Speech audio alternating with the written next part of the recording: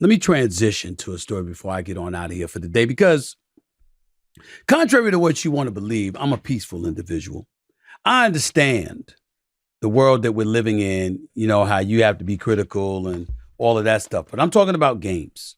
What happens is that in my world, in the world of sports, there's winners and there's losers. Only one champion can be crowned. Now, if you suck, you suck. If you're good but you're not great, that's another element. And we understand that just because you've lost doesn't mean you're a loser, because if you make it to the finals or you make it to the playoffs perennially or what have you, that's the way that it goes. But at the end of the day, there are winners and there are those who are not. And when you are a champion, you are a champion. It is that simple. And that gets measured against everything and everybody else. In the NFL, for example, you've got a hard salary cap. So some people get paid, some people don't. In the NBA, you've got all of that. Plus, you've got marketing dollars and things of that nature. Things are categorized in a way where there's a clear delineation between those who are successful and those who are not, outside of just money. And that's sports. I've always found music to be a bit different. See, music, there's room for everybody. Taylor Swift has turned it out. She has been absolutely phenomenal. I went to her concert at SoFi Stadium in Los Angeles, California. I'm telling y'all right now, she was off the chain. And I've never been to a better concert in my life. But I'm no fool. I would never look you in the face and tell you that she's better than Beyonce in my eyes. But in the eyes of little kids everywhere, some of them may very well prefer her. See, there's room for everybody. There's no finite, definitive winner and loser in a place like music, in my eyes. And I'm thinking about that because I'm thinking about what's going on with Drake and Joe Budden. Now, one could easily argue that Drake is in another stratosphere, and that may be true. Drake does have 193 awards on his resume, including 5 Grammy Awards from 51 nominations. He has won a record 29 awards from 81 nominations at the Billboard Music Awards, including Artist of the Decade. Meanwhile, Joe Budden has 2 Grammy nominations, 0 wins. But damn it, he was nominated for the Grammys twice. And I'm going to give him love for that. Drake clearly is on another level in this field. But Joe Budden was there, and as far as I'm concerned, he's a brother to be respected. I say all of that to say that Drake and Joe Budden have been going at it for a while. I don't recall when the timeline began. I think it was somewhere around 2016, if I remember correctly. They've been going at it for a while. 2016, the pair first clashed after Joe Budden criticized Drake's 4th album entitled Views. Well, if you're Drake, you're thinking, here he goes again, because Joe Budden just criticized Drake's latest new album, For All the Dogs, on a recent podcast episode, the Joe Budden podcast. Before I even get into it any further, to let you know and to elaborate on what I'm talking about, listen to Joe Budden talking about Drake's latest album, For All the Dogs. Listen to what he had to say and what forced Drake, or compelled Drake rather, to react the way that he did. Listen up. What is the last memorable hook you've heard from Drake? Even when he used to do features, it was his dominant hook. Mm-hmm. I haven't heard a dominant hook from Drake in a long time. That's a good point. Mm-hmm. So now you couple that with he don't rap the way that he stays scheming, take care, views. 5 a.m. That if you're reading this is so far gone. Even some of the shit that was on, what was that, Scorpion? More Life, what was that? One of them shits. This is like Yachty rapping. This is like he rapping for the children. And that's yo, dog, I had to look up how old this nigga was when I finished listening to the album. Mm-hmm. You are 36. Your birthday is in 20 days. I Googled that too. You only 37 years old. Get the fuck away from some of these younger niggas. and stop fucking these 25-year-olds. So you can see where Joe Budden was coming from. You can see how he felt.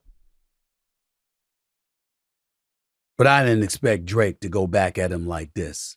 Ladies and gentlemen, did you see what Drake said? What he wrote underneath, Academics post? Some dude named Academics at Academics, AKADEMIK''S, Academics. This is what Drake wrote under that post. Quote, addressed directly to Joe Budden. You have failed at music. You left it behind to do what you're doing in this clip because this is what actually pays your bills. For any artist watching this, just remember you are watching a failure give their opinion on his idea of a recipe for success.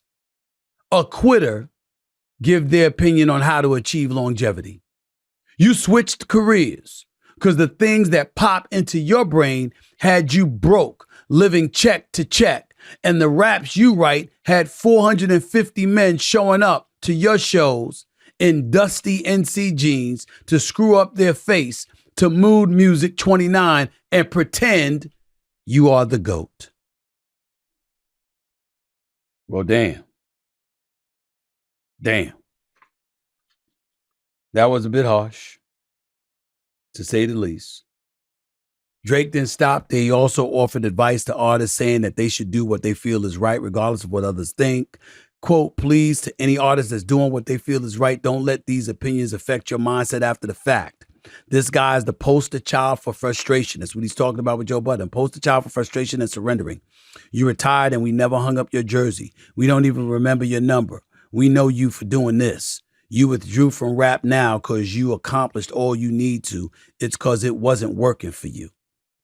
And Drake continued even more. I never want anybody in the generations to think that the whole everybody's entitled to their opinion is a real thing. This is a man projecting his own self-hate and the fact I did and continue to do everything he wanted to do for himself. If you need to put it in simpler terms, I own a 767.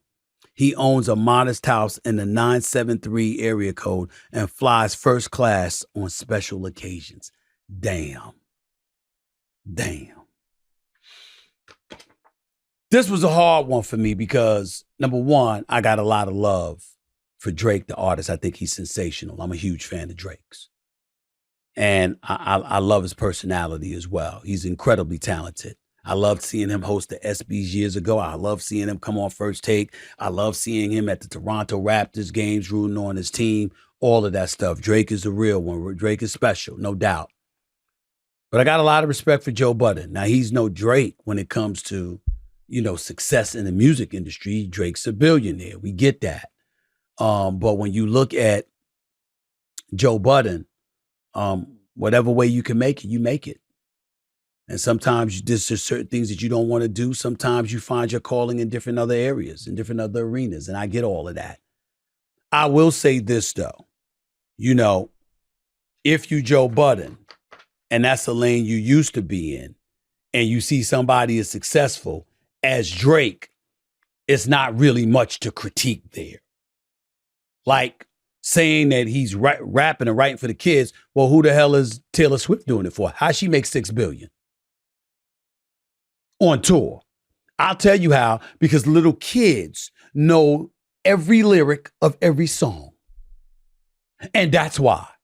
Anybody in today's generation, and this is where Joe Budden lost me. I'm not getting into him and Drake. I want them to come together peacefully and not be enemies. Okay? That's what I want. But I'm not going to be a hypocrite because I swear to God, I'm telling y'all right now, there's some cats in my industry.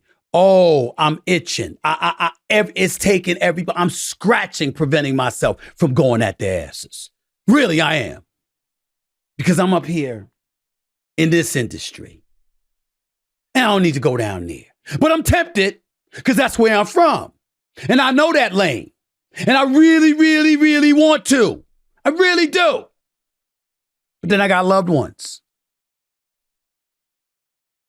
who advise me and people who look up to me who expect better from me. And they be like, Stephen A., don't do it, don't do it, don't do it. And so I contain myself. But trust you me, oh yeah, I understand exactly where Drake was coming from because Drake is addressing somebody who used to do what he's doing. That's all I'll say about that part. And that's for Joe Budden and Drake to handle.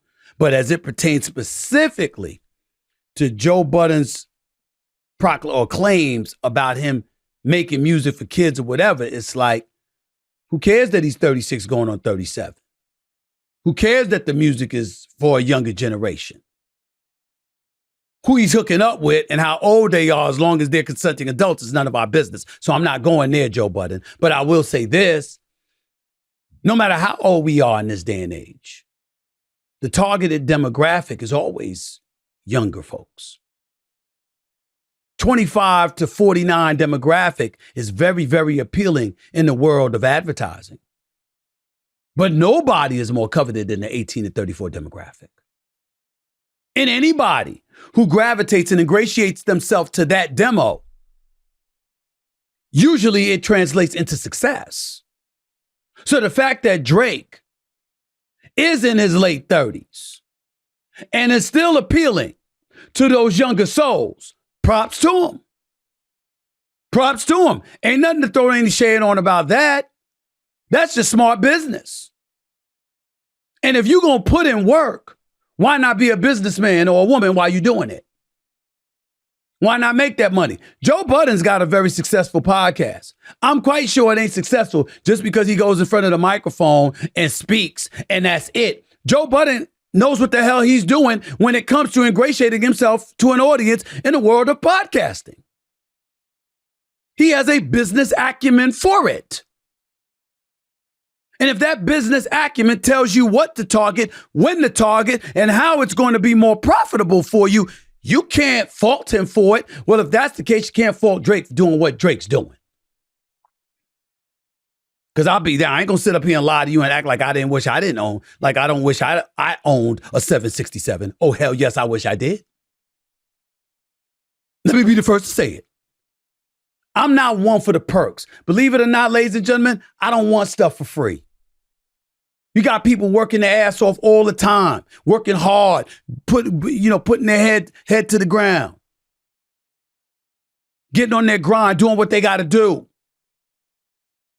They need money too. They don't need offering somebody else's their services for free. I get that part.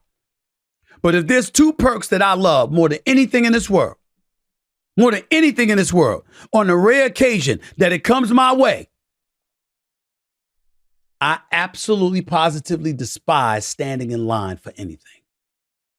It could be a nightclub. It could be a restaurant. It could be anything. It could be me at the store trying to buy something.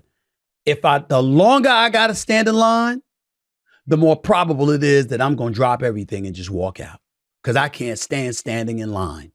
I hate that. The other thing is the occasional luxury that